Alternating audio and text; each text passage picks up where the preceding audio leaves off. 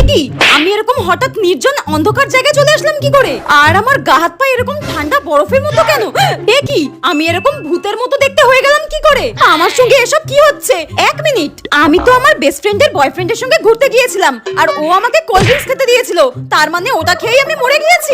নিশ্চয়ই ওটার মধ্যে বিষ মেশানো ছিল। আমার আগেই বোঝা উচিত ছিল বেস্ট ফ্রেন্ডকে যখন ধোকা দিতে পারে তখন আমাকেও ধোকা দিতে পারে। তার মানে আমি মরার পর এরকম ভূত হয়ে গেছি। কিন্তু আমি তো নিজেই ভূতে ভীষণ ভয় পাই।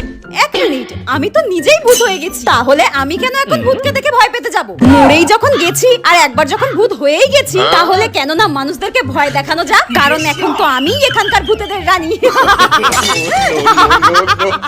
এই তোর আগে থেকে আমরা 100 বছর ধরে এই গাছে রয়েছি, আর তুই একদিন এসে আমাদের ভূতেদের রানী হবি? দেবদেবী সোজা তাল গাছে পাঠিয়ে না না, আমি এখানেই ঠিক আছি, এখানেই ঠিক আছি, আর বলবো না।